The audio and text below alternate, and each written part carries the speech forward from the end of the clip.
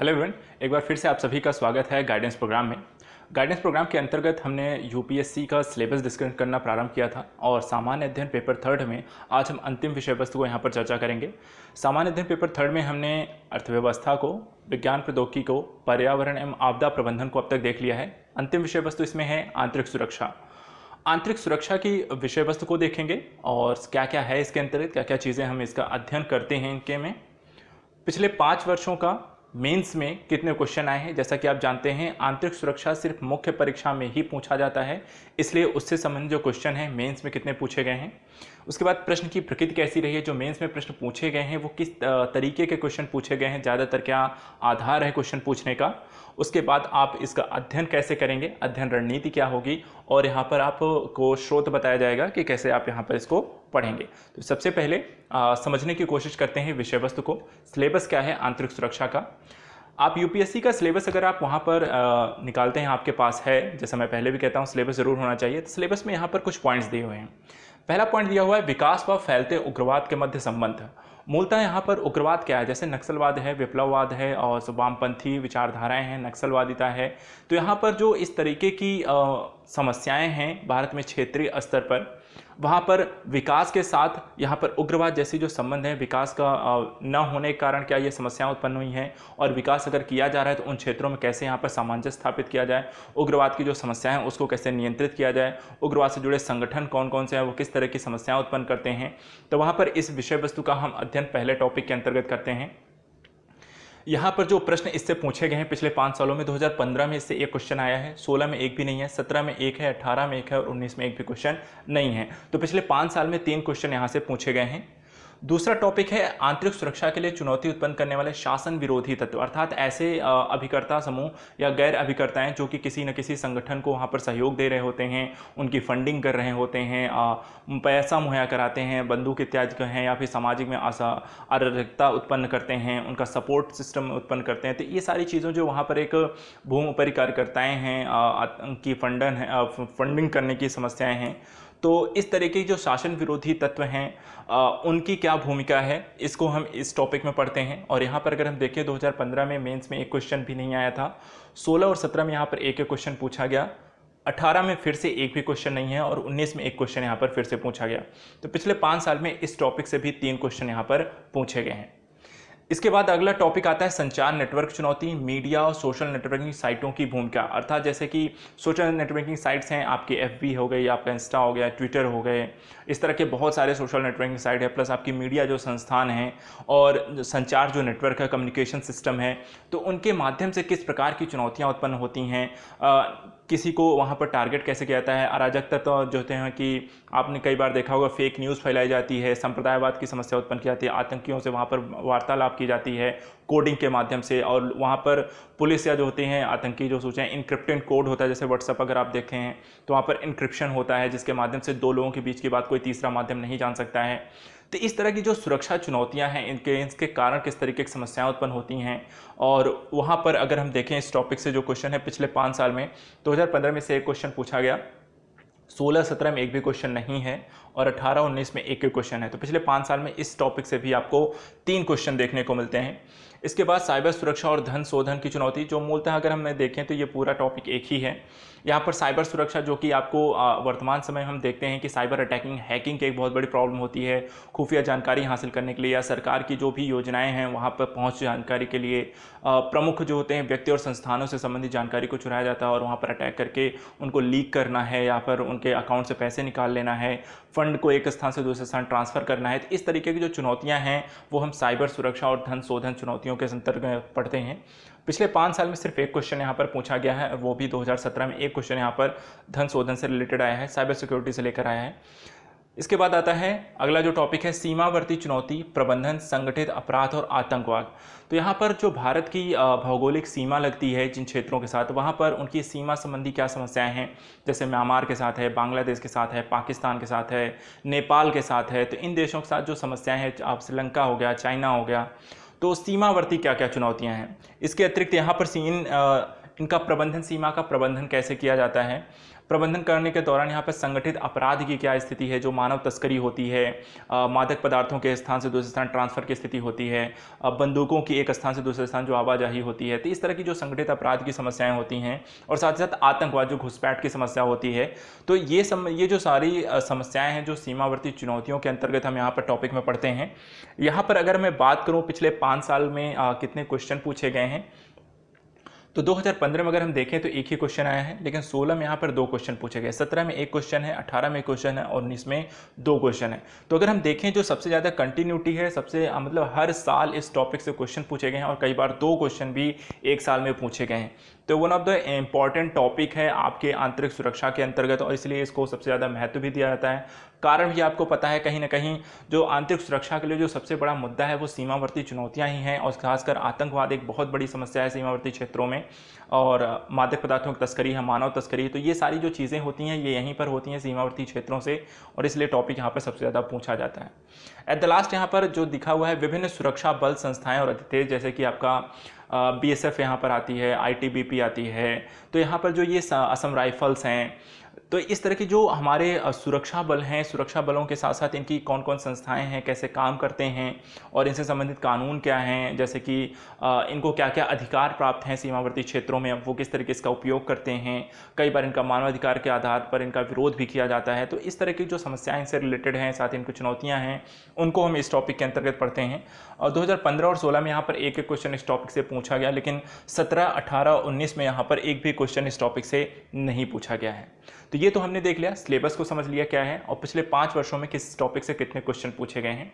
अगर हम overall prospectus की बात करते हैं, पिछले 5 साल में कितने क्वेश्चन यहाँ पर आंतरिक सुरक्षा से पेपर 3 में पूछे जाते हैं, तो यदि हम देखें 2015 में 4 क्वेश्चन है, 16 में 4 क्वेश्चन है, 17 में 4 क्वेश्चन, 19 में 3 क्वेश्चन और 18 में 3 क्वेश्चन, 19 में 4 क्वेश्चन है।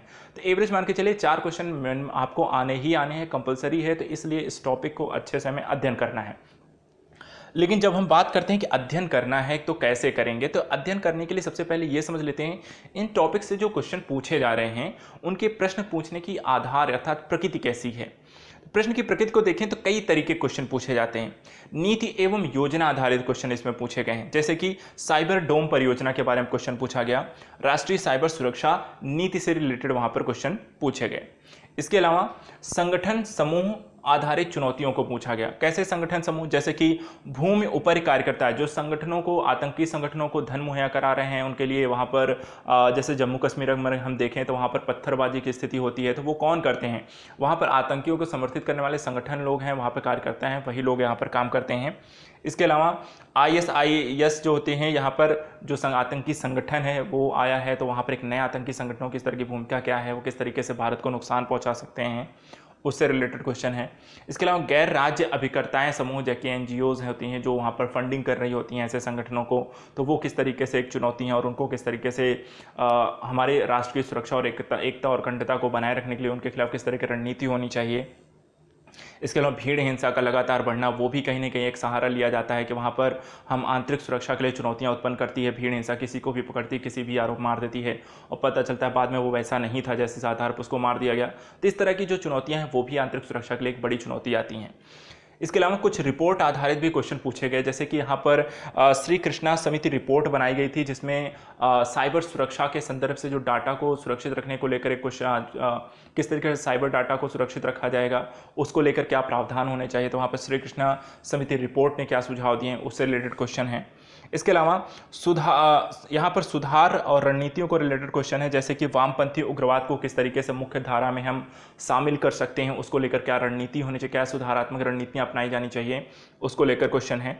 इसके अलावा साइबर सुरक्षा ढांचे को बनाए जाने की बात करता है, तो साइबर सुरक्षा ढांचा कैसा होना चाहिए, उसको लेकर क्या रणनीति होनी चाहिए, वैसे भी क्वेश्चन आपको पूछे गए हैं। इसके अलावा सरकारी दृष्टिकोण को पूछा गया कि पर्टिकुलर किसी टॉपिक में सरकार का क्या दृष्टिकोण है, जैसे कि वामपंथी नियंत्रण करने को लेकर सरकारी दृष्टिकोण क्या है, क्या वहाँ पर वो किस तरीके से यहाँ पर इसको कंट्रोल करना चाहती है या फिर इसको समाप्त करना चाहती है या इन लोगों को मुख्य धारा में शामिल करना चाहती है, तो सरकार के अपने क्या दृष्टिकोण है, वो किस तरीके से पर्टिकुलर टॉपिक को किस तरीके से देखती है, उसको कैसे नियंत्रित करती है।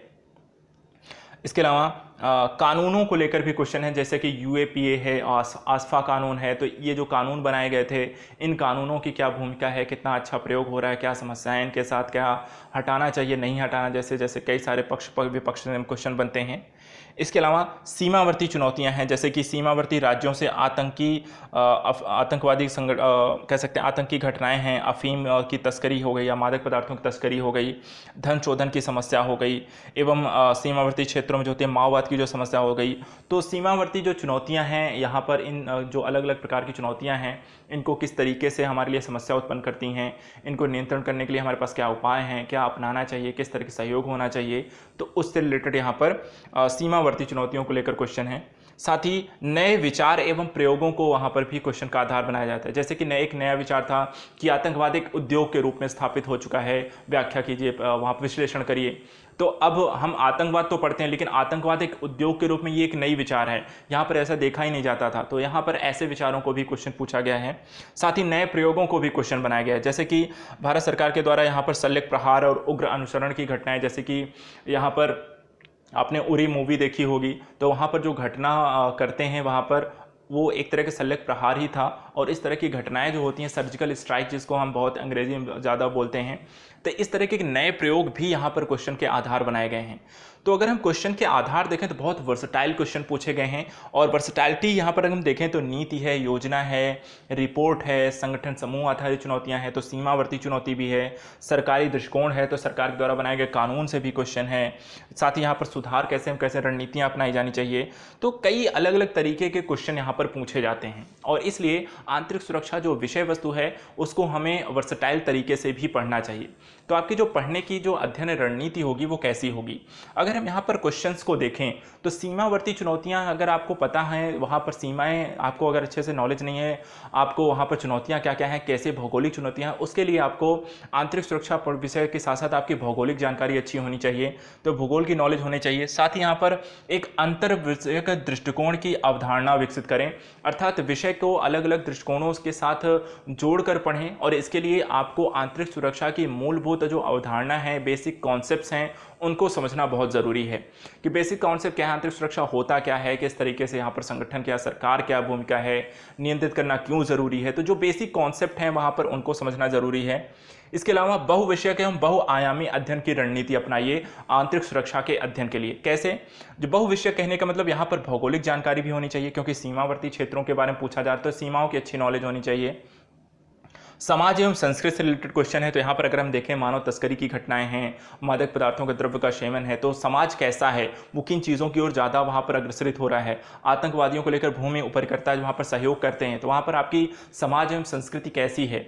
साथ ही यहाँ पर आर्थिक दृष्टिकोणों की भी चर्चा करनी जरूरी है, क्योंकि आंतरिक सुरक्षा एक बहुत बड़ा कारण जो होता है, अगर हम देखें तो विकास एवं फैलते उग्रवाद की स्थिति है, तो आर्थिक अगर विकास की स्थिति नहीं हो रही तो ऐसे क्षेत्रों में वहाँ पर अराजकता फैलने के चांसेस ज़्यादा होते हैं, तो आर्थिक दृष्टिकोण भी आपका कहीं ना कहीं अच्छा और मजबूत होना चाहिए।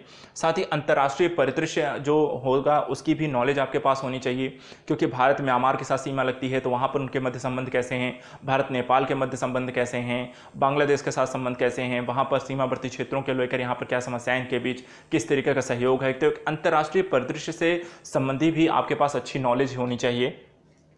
तो यहाँ पर जो हमने यहाँ पर बात कर ली कि यहाँ पर अध्ययन की रणनीति कैसी है, आपकी अंतर्विषयक और बहुविषयक दोनों ही तरीके की होगी।